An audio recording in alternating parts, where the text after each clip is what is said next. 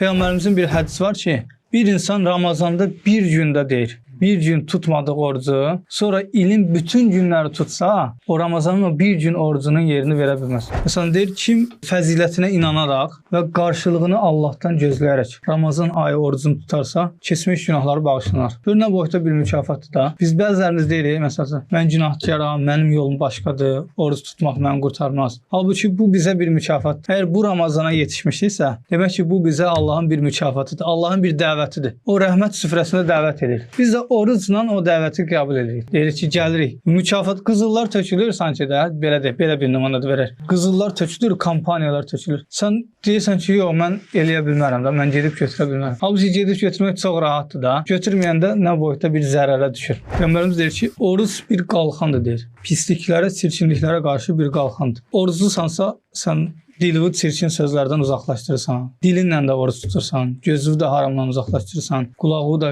qeybətdən uzaqlaşırsan, məsəl üçün. Hətta Peyğəmbərimiz deyir ki, biri sizlə deyir, mübahisə eləmək istəyəndə, sən deyirən ki, mən orucluyam, ondan uzaqlaş. Oruclu olduğun halda yəni oruc gördün, orada da səni uzaqlaşdırdı. Münaqişə sənin sanki orucunun sıhhatına bir zərər gələ bilərdi, bir pis söz söyləyə bilərdi. Ondan da uzaqlaşırsan. Oruc tutanın yuxusu da ibadətdir. Yuxusu ibadətdir.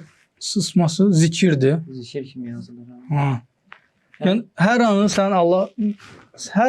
sənin Allah mükafat verir də. Hər anı. Ona görə deyirəm də, gündüz sən ibadətlə keçirsən, sən gündüz oruclu olursan, yuxun belə ibadət olur. Gecəni də sən Quranla o qədər sən böyük mükafatları qazana bilərsən də, Quran oxumaqla, elmihal oxumaqla, Quranın tərcüməsini oxumaqla.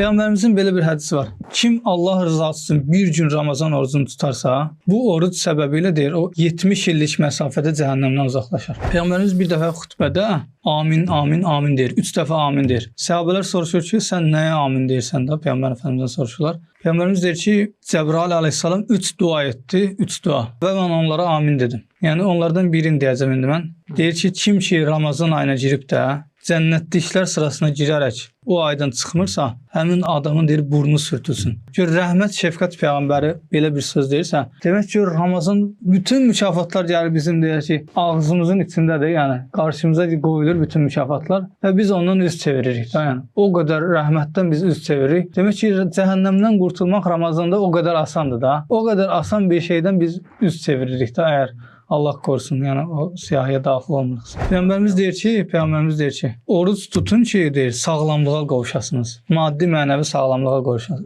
Bəzi insanlar elə vəsvəsə eləyir. Həcə mən xəstə yəni birdən tuta bilmərəm. Sən bir cəhd elə, 3 gün, 5 gün cəhd elə. Başda biraz çətin görə bilirəm daha. İndi bəzi